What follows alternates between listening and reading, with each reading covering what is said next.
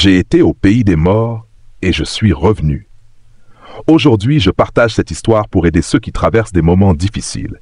C'est un témoignage personnel, une histoire marquée par la perte, la douleur, mais aussi l'espoir. Mon père est décédé il y a quelques années, assassiné. Je ne l'avais pas vu depuis 4 ans. Je repoussais sans cesse le voyage pour aller le voir jusqu'au jour où la nouvelle est tombée. Il était mort. Un choc. Un regret profond m'a envahi, car je n'avais pas pu lui dire au revoir, ni lui exprimer ma gratitude. Je pleurais chaque jour. La culpabilité me rongeait. Mon père, cet homme bon et exemplaire, m'avait tout donné, et je n'avais pas su lui rendre visite une dernière fois. Un jour, en pleine nuit, je pleurais tellement que je me suis étouffé. Et là, j'ai vécu quelque chose d'incroyable. Mon esprit a quitté mon corps. J'ai vu mon corps allongé sur le lit. Une main invisible m'a entraîné. J'ai marché, traversé un long chemin jusqu'à une ligne où des corps habillés m'ont arrêté. Ne traverse pas. Ils m'ont demandé ce que je faisais là. Je voulais juste voir mon père, lui dire ce que je n'avais jamais pu dire. Mais ils m'ont interdit de continuer. Je suis revenue, vivante.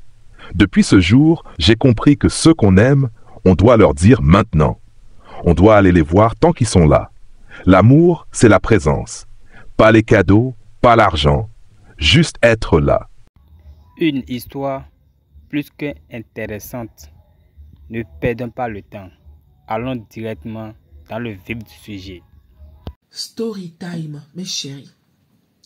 J'ai été au pays des morts et je suis revenu. Je voudrais partager cette histoire avec vous, histoire d'aider une personne qui passe des moments difficiles en ce moment. Je vous parle de mon histoire personnelle. Ok. Moi, j'ai une grosse boîte comme ça. À l'intérieur, il y a beaucoup de mes histoires. Donc, de temps en temps, je prends une histoire. Si je sais qu'elle va aider, je n'hésite pas de vous la raconter. Mes chéris, je suis allé jusqu'au pays des morts et je suis revenu. Comment c'est possible? Je vous raconte. Je vous ai dit comment j'ai perdu mon père. Mon père est décédé d'un assassinat. Mon père, il n'était pas malade. Il n'était pas trop vieux. Il n'a pas fait un accident, genre on a vu, non. C'est des gens qui ont fini avec lui. Donc ce genre de mort-là, aucune mort n'est bien. D'accord? Je ne suis pas en train de dire que quelqu'un qui... Non.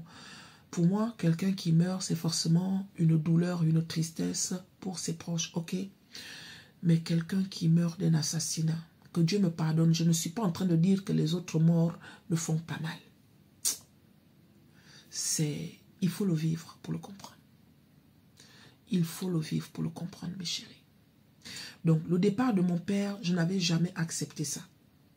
Je pleurais tous les jours.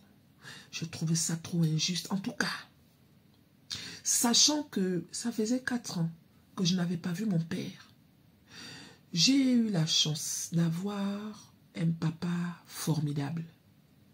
J'ai eu la grâce d'avoir eu un papa en or. Moi, je fais partie des femmes qui vont toujours valoriser les hommes. Parce que comme exemple, comme modèle, mon père était un modèle, était un exemple. C'est pour ça que quand il y a une situation sur le tapis, même si qu'il faut condamner, je dirais toujours ceci. Tous les hommes ne sont pas mauvais. Parce que moi, mon père, il faisait partie de la catégorie des hommes bons. Vous comprenez, non? Et je le remercierai toute ma vie pour les belles valeurs qu'il m'a inculquées depuis le bas âge. Vous comprenez, non? Donc, quand mon père meurt, ça fait 4 ans que je ne l'ai pas vu. Je suis partie chez ma mère. Il faut savoir que moi, j'ai été éduquée par mon père. Ok? Et je partais souvent chez ma mère. Donc, je m'en vais chez ma mère. Étant chez ma mère, je tombe enceinte. Et suite à ça, aïe, je commence à repousser le voyage d'aller voir mon père. Tu te dis que bon, j'irai après. Ensuite, j'irai après. Ensuite, j'irai après. Jusqu'à un jour, on vient te dire que ton père est mort. Donc, imaginez un peu le bagage que j'ai porté à ce moment-là. J'ai commencé à regretter pourquoi je n'étais pas partie la première fois que j'ai dit que je vais aller le voir. Quand je tombe enceinte, pourquoi je ne suis pas partie pendant la grossesse? Quand j'accouche, pourquoi je ne suis pas partie quand l'enfant était petit? Tu vois le truc? Donc, il y a tout ça qui te revient, mais tu ne trouves aucune réponse. Donc, le poids ne fait que s'accumuler sur mon corps, sur mon esprit. Mes chéris, je pleurais tous les jours. Je pleurais tous les jours. Je m'en voulais. Vous n'imaginez pas. Si vous avez des gens que vous aimez, si vous avez des gens que vous portez dans votre cœur, allez-y les voir. Rendez visite à vos proches. N'attendez pas. Les gens qui nous aiment réellement n'ont pas besoin qu'on vienne avec les sacs de nourriture. Les gens qui nous aiment réellement n'ont pas besoin qu'on vienne avec les sacs de marchandises. Quelqu'un qui t'aime, la seule chose qu'il veut, c'est de te voir. Mais moi, j'avais oublié ça. À côté de ça, je me disais que mon père a trop fait pour moi. Aujourd'hui, je suis une grande fille. J'aimerais partir voir mon père avec des trucs pour lui faire plaisir. J'oubliais que mon père, la personne qu'il aimait là, c'est moi-même.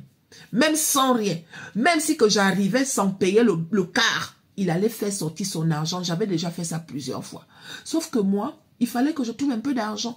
Comme ça, quand je vais aller le voir, avant de retourner, je pourrai lui donner un peu d'argent. Et Seigneur. Seigneur. Mes chéris. Donc, quand on vient me dire ça, je pleurais tous les jours. Je pleurais. Je n'ai pas pu dire merci. Je n'ai pas pu dire au revoir. Je n'ai même pas pu lui donner des explications. Son souhait était que j'aille très loin à l'école. Sauf que moi, je me suis arrêtée en chemin. Tu vois, il y avait ce truc-là qui disait que, voilà, ton père a misé pour toi et tout, nanani, nanana, tu n'as pas terminé ce qu'il a commencé. Entre-temps, oui, on souhaite que nos enfants aillent loin. Mais un parent qui aime son enfant, même si que l'enfant n'est pas parti loin, tu vas toujours aimer ton enfant, les vrais parents. Vous comprenez, non? Donc, j'ai commencé à pleurer tous les jours. J'étais déjà partie de chez ma mère, je louais. Tous les jours, je pleurais, mes chéris. Tous les jours. Quel que soit ce que je vivais, je pleurais. En un mot, c'était devenu une habitude. Moindre mouvement, je pleure. Moindre mouvement, je pleure, je m'en voulais. Jusqu'à un jour, je suis dans ma chambre. Je louais une petite chambre chez un monsieur béninois. Étant dans ma chambre, je ne sais pas ce qui s'est passé, mais j'ai recommencé à pleurer. Je suis en train de pleurer, pleurer, pleurer, jusqu'à ce que je me suis étouffée.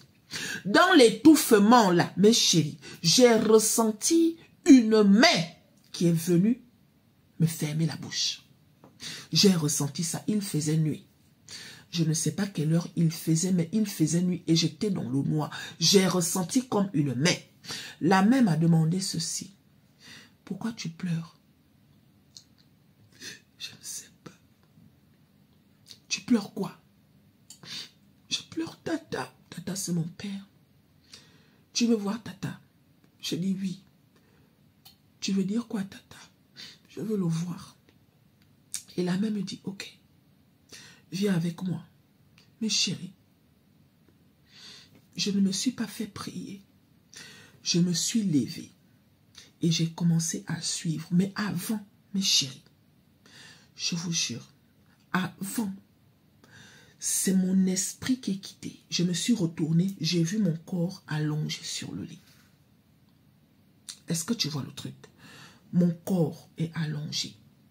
Et pourtant, je suis en train de suivre la personne. Aïe. Donc, je suis la personne. En un mot, j'avais comme une confiance vis-à-vis de la personne. La personne me dit, viens. La personne de moi, on a commencé à marcher. Je ne peux pas vous dire que j'ai vu le visage de la personne. Mais c'était une personne qui était en face de moi, qui m'a demandé de le suivre. Mon corps était allongé sur le lit. J'avais 23 ans. Mes chéris, me voilà maintenant en train de suivre la personne. Je suis la personne. Je ne sais pas où je pars, hein, je suis la personne. Il marche, il marche, il marche. Je me souviens, on a marché pendant longtemps. Et après un moment, la personne a disparu. Je commence à tourner, tourner, mais je vois un chemin devant moi. Donc je suis maintenant en train de marcher, en train de regarder que la personne est où. Mes chéris, je marche, je marche, je marche. Et là, j'entends stop, stop. J'entends ce genre de voix. Stop, stop, comme ça là. Je m'arrête. Et quand je lève les yeux, il y a des gens, c'était comme des flics. Les corps habillés. soit les policiers, soit les gendarmes, soit les militaires. Je tiens à préciser que moi, mon papa, c'était un gendarme, d'accord? Mais je ne peux pas vous dire que les gens que j'ai vus là, c'était des gendarmes, mais c'était des corps habillés. En haut, je vois des gens qui ont des jumelles en train de regarder, comme si, vous voyez les trucs comme à la guerre là. Vous voyez quand il y a la guerre où on voit les gens en train de regarder, il y a l'ennemi qui arrive, il y a les inconnus qui arrivent, il y a les étrangers qui arrivent. Stop, stop, comme ça j'entends ça. Arrête-toi là, arrête-toi là. Ne traverse pas la ligne, ne traverse pas la ligne. Et c'est là où, quand la personne me dit ne traverse pas la ligne, c'est là où je me rends compte que devant moi là, il y a une ligne. Donc la personne me dit ne traverse pas la ligne, sinon on va te rip en fait. Tu restes de l'autre côté de la ligne, reste de l'autre côté. Donc je me suis arrêté. Tu fais quoi ici? Tu fais quoi ici? Machin et tout. Ils sont maintenant en train de demander aux autres qui l'a fait venir ici, qui l'a fait rentrer et tout, nanani, nanana. Tout ça là, je suis en mode, je sens que c'est mon esprit, comme si c'était un rêve. Mais chérie, tu fais quoi ici? J'ai commencé à pleurer. Je veux voir Tata. Tata, c'est qui? Je donne le nom de mon père. Tu es venu avec qui?